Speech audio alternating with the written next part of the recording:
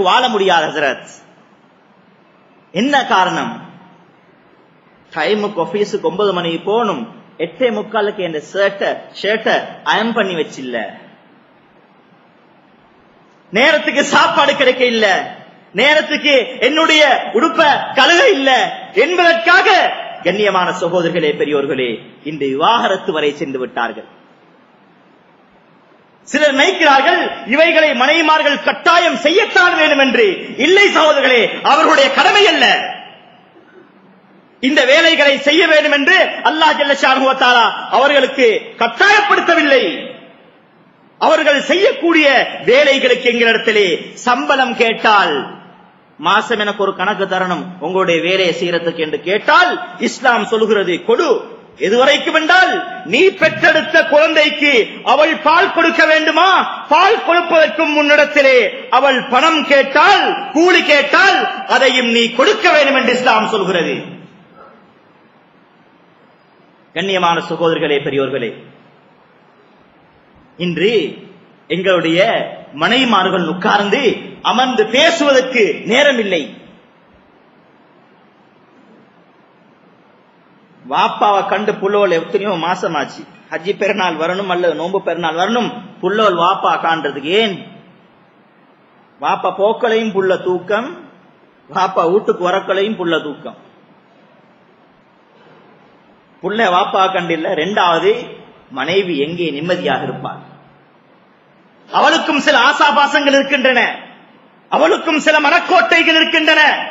பக்கத்து வீட்டிலே வாழக்கூடிய பெண்களை பார்த்து எவ்வளவு அழகாக இந்த கணவன் நடந்து கொள்கிறார், எங்கட மாப்பிள்ளைக்கு தான் டைம் இல்ல. அவர்கள் நல்ல முறையில் நாங்கள் நடந்து கொள்வதில்லை சகோதரர்களே. அன்பாக நாங்கள் நடந்து கொள்வதில்லை, பாசமாக நாங்கள் அவர்களுடன் பேசுவது கிடையாது. இன்று எத்தனை பேர் உட்கார்ந்து அமர்ந்து ஆறுதலாக அன்பாக எங்களுடைய மனைவிமார்களுடன் நாங்கள் கதைக்கின்றோம். வியாபாரம் செய்ய நேரம் இருக்கிறது, கூட்டாளிமார்களுடன் சேர்ந்து அரட்டை அடிப்பதற்கு நேரம் இருக்கிறது, தன்னந்தனியாக கூட்டாளிமாருடன் சேர்ந்து சுற்றுவதற்கு நேரம் இருக்கிறது. தனது அன்பான மனைவி அவரோடு பேசுவதற்கு நேரம் கிடையாது. சாப்பிட்டுட்டு போல வைடி, என்ன லேட் ஆயிடுங்க, வாய் பத்திட்டு போடி, உனக்கு எனக்கு. இப்படி பேசக்கூடிய சமுதாயம். ஆனால் தனது ஆபீஸிலே, தனது காரியாலயத்திலே வேலைக்காக இருக்கக்கூடிய பெண்களோடு பேசும் அளவாவது இவர் என்னுடன் பேசுகிறானா என்று மனைவி எதிர்பார்க்கிறார். இன்று தனது மனைவி இல்லாத அந்நிய பெண்களுடன் எவ்வளவு அன்பாக உரையாடுகிறான், இன்பமாக பேசுகிறான், கதைக்கிறான், சந்தோஷப்படுகிறான். பெண்கள் குற்றம் புரிவதற்கு, பெண்கள் தனது வாழ்க்கையிலே சில குற்றங்களை, சில குற்றச் செயல்களை ஈடுபடுவதற்கு கணவன் தான் காரணமாக இருக்கிறாள். நீ இரக்கமா பேசாட்டி, லைட் பில் காரணம் இரக்கமா பேசினா அவனோட கனெக்ஷன் உண்டாகும். பேப்பர் காரனோட, கீரைக்காரனோட இன்றைக்கு அன்றாட நாங்கள் பார்க்கிறோம். என்ன காரணம்? கணவன் அன்பாக பேசுவது கிடையாது. நோனா மொனப்பத்திரம், டெய்லி நியூஸ் வேணுமா, வீரகேசரி வேணுமா, லங்கா தீப் வேணுமா, எவ்வளவு இரக்கமா பேசுறான். ஏன்னா கணவன் இப்படி பேசுறது கிடையாது என்று பெண்களுடைய உள்ளம் அப்படிப்பட்டது. அது சக்கிலியனாக இருக்கட்டும், ரோட் கூட்டுவனாக இருக்கட்டும், யாராக இருந்தாலும் கண்ணியமான சகோதரர்களே, பெண்களுடைய உள்ளம் பலகீனமானது. நபிகள் நாயகம் ஸல்லல்லாஹு அலைஹி வஸல்லம் அவர்கள் சொன்னார்கள், ஹுன்ன நாகிஸாத்துல் அக்ல், அவர்களுடைய புத்தி பலகீனமானது.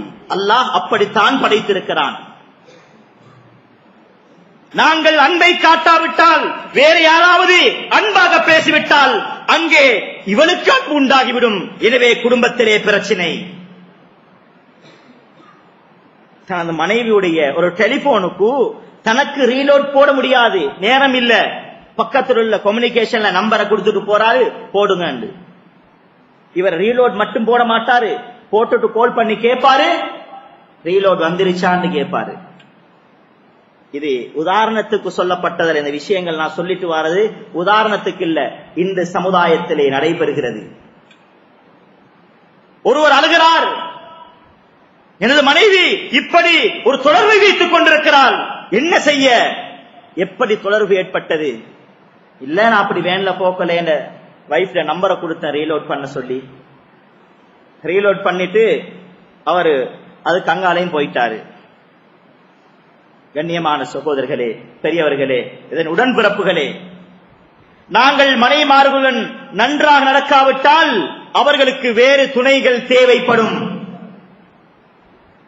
அவர்கள் பிழை செய்வதற்கு காரணமாக இருப்பவர்கள் நாங்கள் தான். எனவே விவாகரத்துக்கு அங்கே போகிறார்கள்.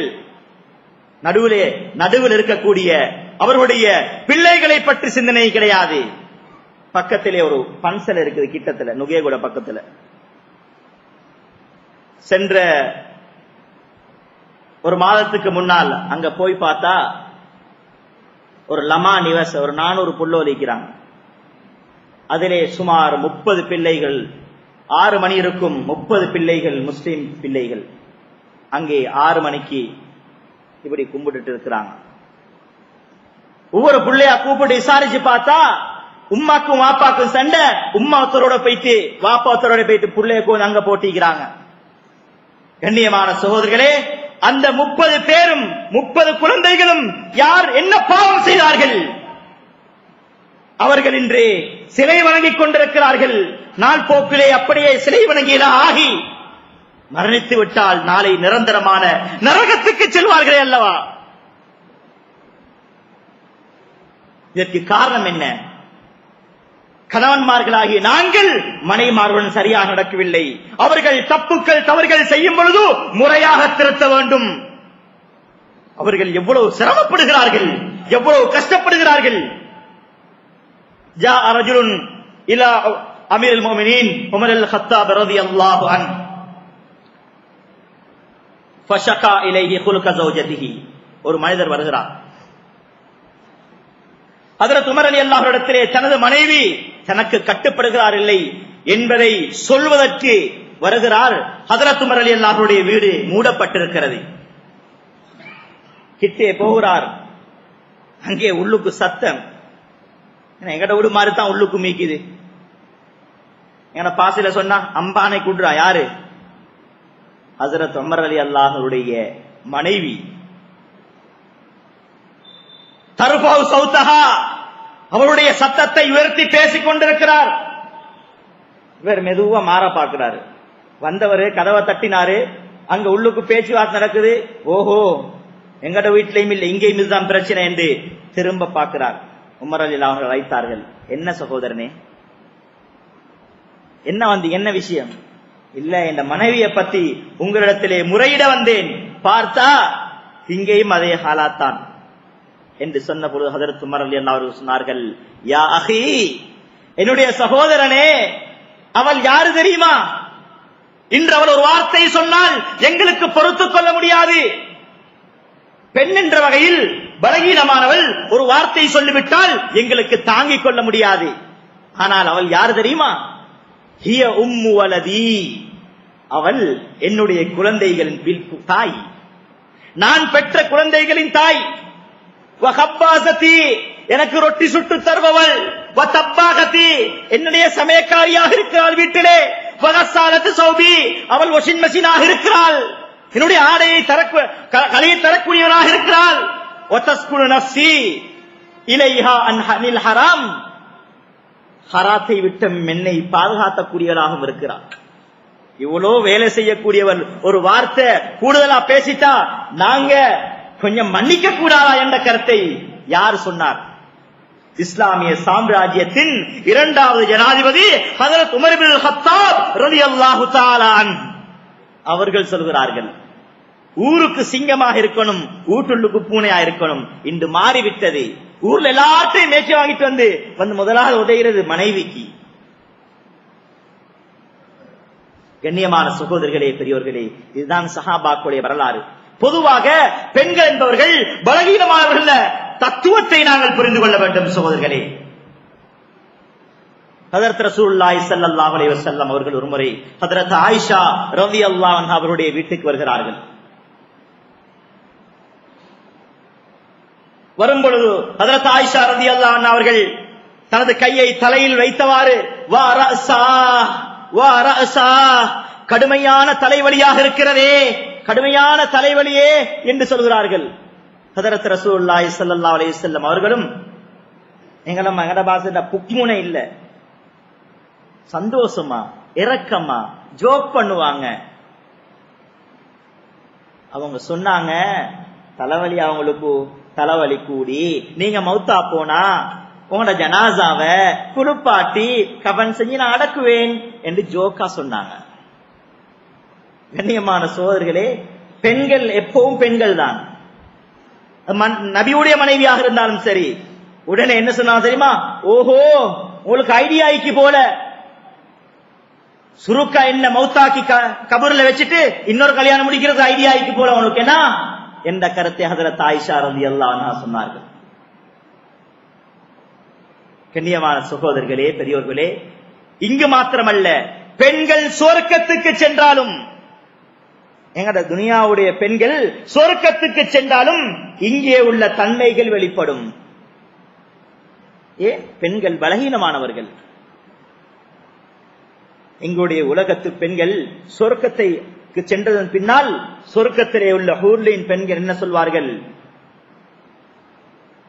இந்த பெண்களை பார்த்து, உங்களை மாறி நாங்க ஊடு மாறி மாறி வந்த ஆட்கள் இல்ல, நாங்க சொர்க்கத்திலே வளர்ந்தவர்கள், அல்லாஹ் எங்களை சொர்க்கத்திலே படைத்திருக்கிறான், நீங்க தான் கொஞ்ச நாள் ஆலமே அருவா, தாயுடைய வயிறு, உலகம், கபரு, மஹ்ஷர், சிராத்துன்னு மாறி மாறி மாறி வந்தவங்க, நாங்க அப்படி இல்ல, சொர்க்கத்திலே உள்ள ஆட்கள் என்று சொன்னவுடன் இந்த உலகத்து பெண்கள் தெரியுதான், உலகத்துல பேசுற மாதிரி சொல்ல தேவையில்லை, அவர்கள் பேச ஆரம்பிப்பார்கள்.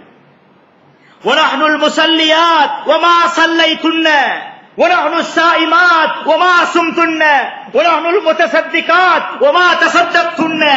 ஏ பெண்களே, ஊடு மாறி மாறி வந்தவர்கள் எங்களை பார்த்து சொல்கிறீர்களா? நாங்கள் உலகத்திலே இந்த தலை அல்லாஹ்வுக்காக வேண்டி கீழே வைத்து தொழுதவர்கள், நீங்க தொழுதிருக்கீங்களா? இல்லை. அறுசுவை உணவுகள் உண்டிகள் உலகத்திலே எங்களுக்கு கிடந்தன, ஆனால் அல்லாஹ்வுக்காக வேண்டி நாங்கள் நோம்பு நோற்று பசி இருந்தோம். நீங்க எப்பாவது நோம்பு நோட்டு இருக்கிறீங்களா? எங்களுடைய கணவன்மார்கள் எங்களுக்கு அழகான தங்காபரணங்கள் எல்லாம் வாங்கி கொடுத்தார்கள் அழகு பார்ப்பதற்காக வேண்டி, ஆனால் அவைகளை நாங்கள் அல்லாஹ்வுடைய பாதையிலே சதக்காக்கள் செய்துவிட்டு வந்திருக்கிறோம். நீங்க எப்படி செஞ்சிருக்கீங்களா? நபி அவர்கள் சொன்னார்கள். சொல்லிவிட்டு நபி அவர்கள் சிரித்தார்கள். நபி அவர்கள் தொடர்ந்து சொன்னார்கள், வல்லாஹி வயக்லிபுஹுன்ன, இந்த உலகத்து பெண்கள் சொர்க்கத்து பெண்களை மிகைத்து விடுவார்கள், சொர்க்கத்து பெண்கள் ஓடி விடுவார்கள் என்ற கருத்தை நபிகள் நாயகம் ஸல்லல்லாஹு அலைஹி வஸல்லம் அவர்கள் சொன்னார்கள். இந்த உலகத்து பெண்கள் அப்படித்தான், எங்களுக்காக வேண்டி வாழ்க்கையே தியாகம் செய்து வந்திருக்கக்கூடியவள். எவ்வளவு சுதந்திரமா பொம்பளை புள்ள வீட்டுல இருக்கிறான், கேட்கிறத பொம்பளை புள்ள வாங்கி கொடுக்கிற, எல்லாம் பொம்பளை புள்ள இறக்கம். மகன்மாரெல்லாம் சண்டை வாப்போட, நீங்க தாத்தோட மட்டும்தான் இறக்கம், தங்கச்சியோட இறக்கம் இல்ல, இந்த எங்களோட இறக்கம் இல்ல, தங்கச்சியோட மட்டும்தான் இறக்கம் என்று எங்களுடைய ஆண் பிள்ளைகள் சொல்வதுண்டு. பொதுவாக பொம்பளை புள்ளைகள் பலகீனமானவங்க, சொஃப்டானவங்க, அவர்களோடு பொதுவாக இறக்கமாக பாசமாக பாசத்தை ஊட்டித்தான் பெற்றோர்கள் வளர்ப்பார்கள். அப்படி கஷ்டப்பட்டு வளர்த்து எடுத்த பிள்ளைய இன்னொருத்தருக்கு கொடுக்கிறாரு, கண்ணீர் வடியத்தான் கொடுக்கிறாரு. எத்தனையோ மாமாமாரு ஜவ்வஜ்துக பிந்தி, என்னுடைய மகளை நான் உனக்கு திருமணம் முடித்து தந்தேன் என்று சொன்னவுடன் அவர்களுடைய கண்கள் இருந்து கண்ணீரோடையை நாங்கள் பார்க்கின்றோம். ஒன்று மகிழ்ச்சி, இன்னொன்று இவ்வளவு காலமும் என்னுடைய பொறுப்பிலே இருந்த இந்த பிள்ளையை ஓண்ட பொறுப்புல நான் தாரேன் வாப்பா என்று சொல்லிக் கொடுக்கிறார். கண்ணியமான சகோதரர்களே, எனது மனைவியுடன் நான் நடந்து கொள்ளும் பொழுது ஒவ்வொருவரும் எனது மகளை பற்றி நான் யோசிக்க வேண்டும். நான் சிறியவனாக இருந்தால் நானும் ஒரு மகளை பெற்றெடுத்து இன்னொருவனுக்கு கொடுக்க